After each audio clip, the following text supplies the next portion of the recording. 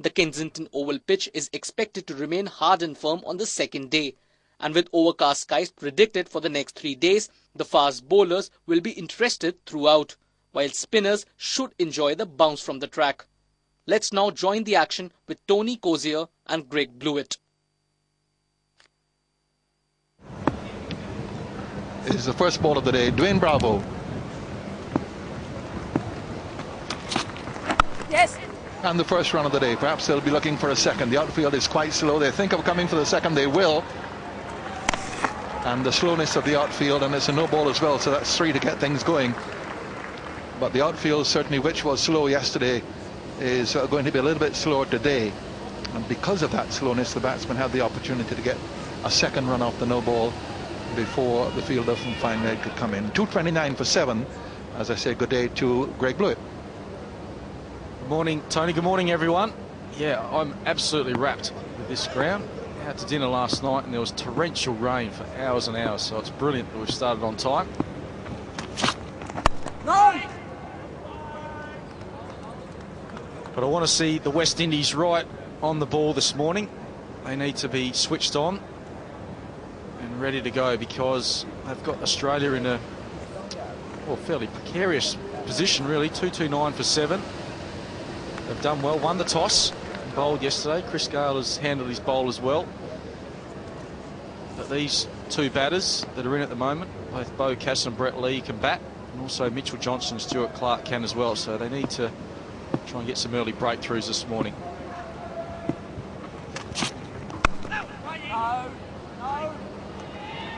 That's the completion of the over, which was interrupted yesterday when we had the rain, and we've had 3 runs in that time. 2:29 for 7.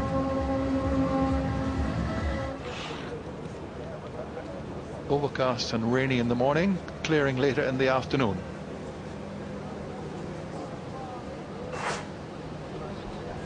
Hopefully that's what we'll have during the course of the afternoon, in fact for the rest of the match.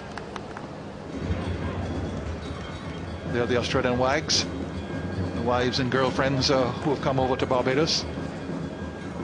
A long gap between the second and third test matches, and they've had good weather in that time. Fighting.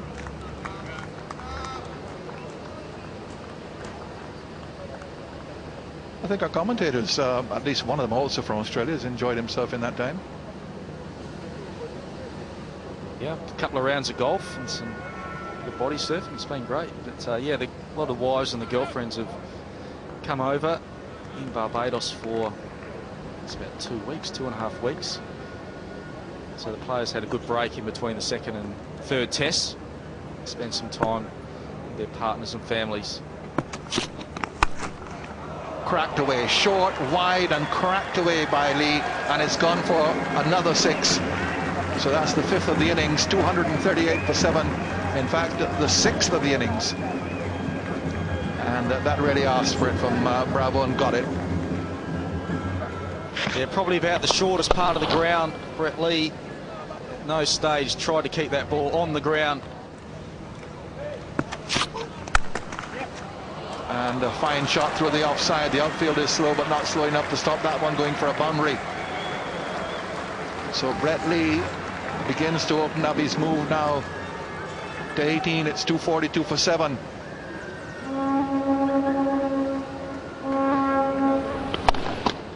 Lovely straight bat from Brett Lee.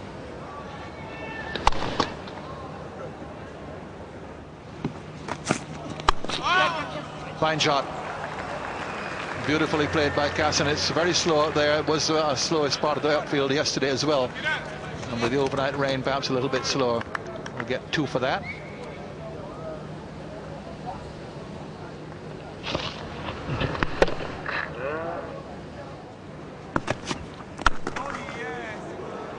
Just seemed to get the bat on the toe. That's a maiden over, good direction from Taylor in his first over. 244 for 7.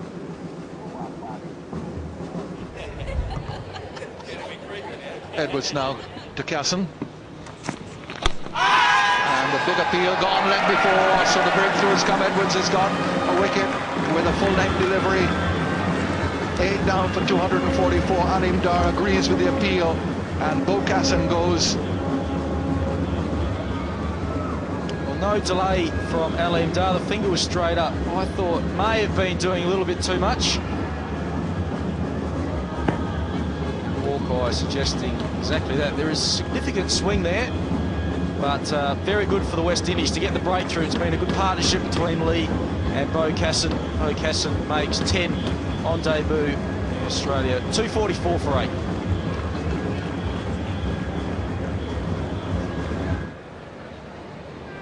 So the West Indies have taken about half an hour to break the overnight partnership. Casson just leg before to Edwards, a full-length delivery. It's in there, and he's gone.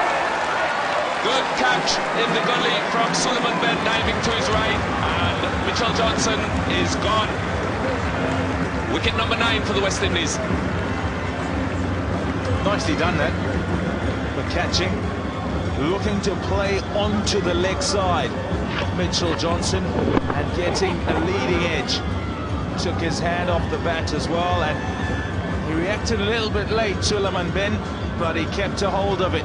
It's a good catch. Gone for none. Mitchell Johnson, it's 245 for 9.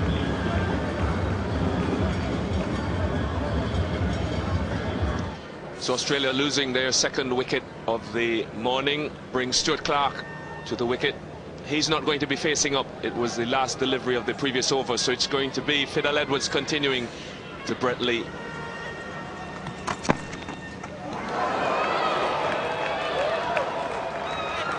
Been more controlled aggression this morning from Fidel Edwards. Really lost the plot yesterday, but he seems to be more in charge of what is happening now for me. Yeah, he's bowled a better length. He's continued to bowl short, but it's been a better length. Well directed.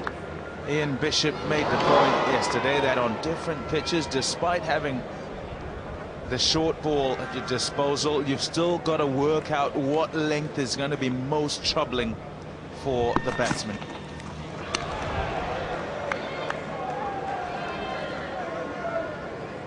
Yeah, well, there you go. Commentator's curse, I guess. Here's a look at the wicket. Jerome Taylor, he's got that to rear up, and Suleiman Ben, look at this, he's playing this onto the leg side. Suleiman Ben reacts late, and I reckon it's because he thinks the ball's going onto the leg side, and it comes to him to his right, and he's done well.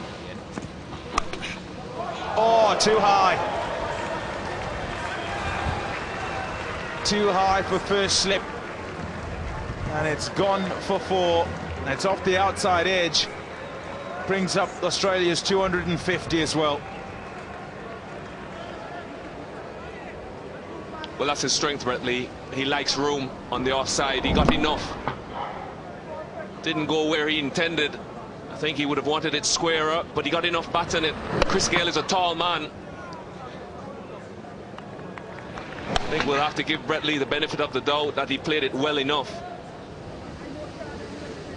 So frustration continues. West Indies. Brett Lee gets into his 20s.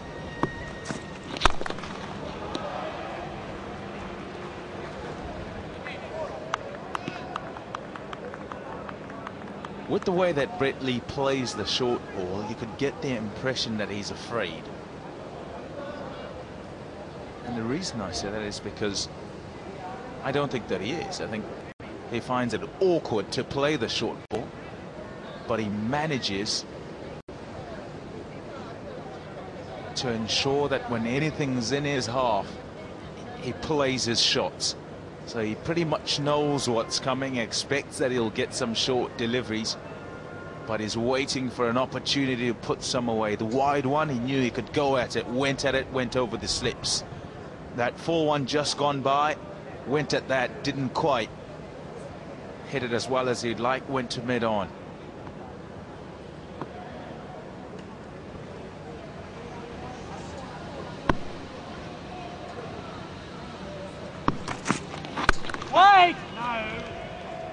The West Indies managed to keep Brett Lee off strike, so it'll be Stuart Clark to face up to the next over. It's 250 for 9.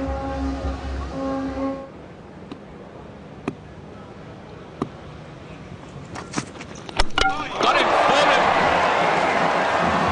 Middle and off stump, hit out of the ground. Phil Edwards brings it to an end, and they have more to celebrate. West Indies have bowled out Australia early on the second morning. Phil Edwards getting his 3rd wicket in the process. Nicely done that, well directed. Right at the stumps, and Stuart Clark, well, would not be blamed for feeling that he might have got a short one here. Right up there. Disturbs the timber. Good reverse swing as well. There's the celebration, the second part of it.